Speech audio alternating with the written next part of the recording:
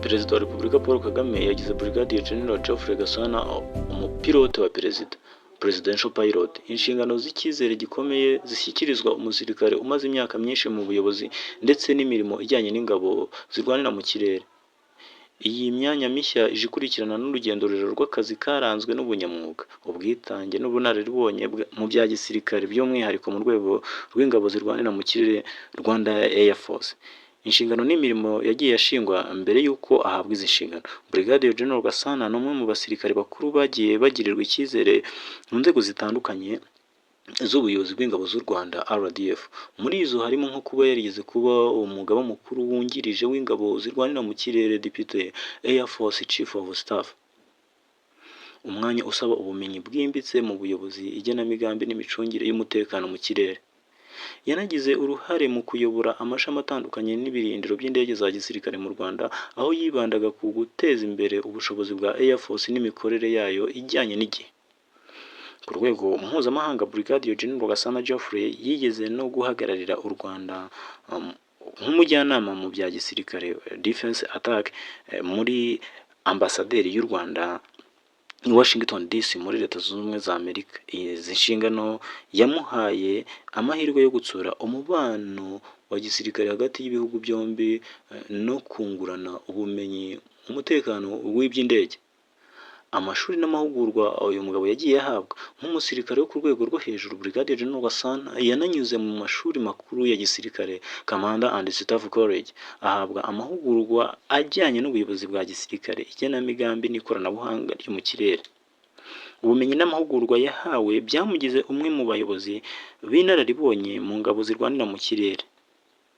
Kuzamurwa mu ntera n'icyizere yagiriwe na Perezida, yamuzamuye ku ipeti rya Brigadier General n'umugaba w'ikirenga w'ingabo z'u Rwanda. Perezida Paul Kagame mu rwego rwo gushimira ubuyobozi imirimo yagiye akora mu myaka yamaze akorera igihugu, Gasana yagiriwe icyizere na Perezida mu mirimo yose yagiye akora, kuko mu mirimo yakoze yose yagiye agaragaza ubunararibonye.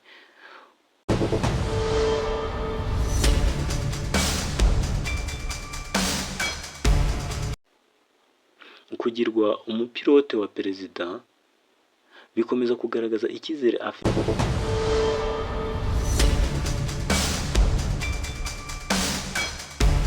Mu myambaro ye ya gisirikare hagaragaraho ipeti rya Brigadier General rirangwa n'inyenyeri imwe n'inkota zishinyitse, ikirango cy'izina G. Gasana ku gatuza iburyo giherekejwe n'ibendera ry'u Rwanda, ndetse n'imidari itandukanye ku gatuza ibumoso igaragaza ibikorwa by'indashyikirwa yakoze, yambara kandi beret y'ubururu ikunze kuranga ingabo zirwanira mu kirere. Inshingano nshya n'icyizere yagiriwe.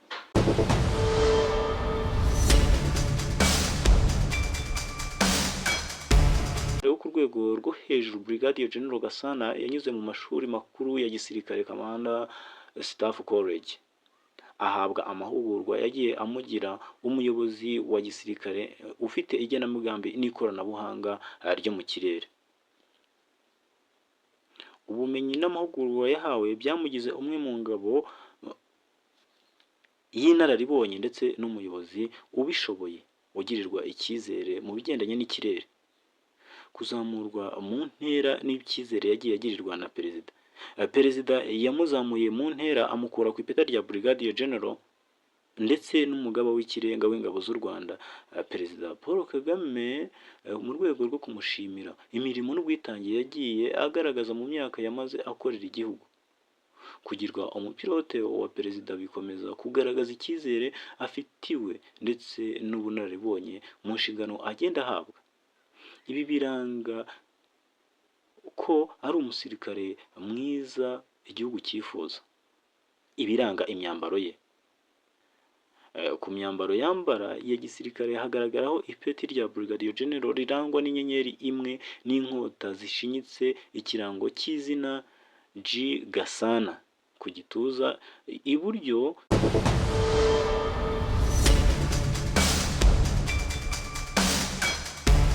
giherekejwe n'ibendera ry'u Rwanda ndetse n'imidari itandukanye ku gituza ibumoso igaragaza ibikorwa by'indashyikirwa yakoze. Yambara kandi beret y'ubururu ikunze kuranga ingabo zirwanira mu kirere. Inshingano nshya n'icyizere agiriwe na perezida cyo kuba umupilote wa perezida zisaba ubunyamwuga buhanitse, imyitwarire idahungabana ndetse n'ubushobozi bwo gucunga umutekano ku rwego rwo hejuru.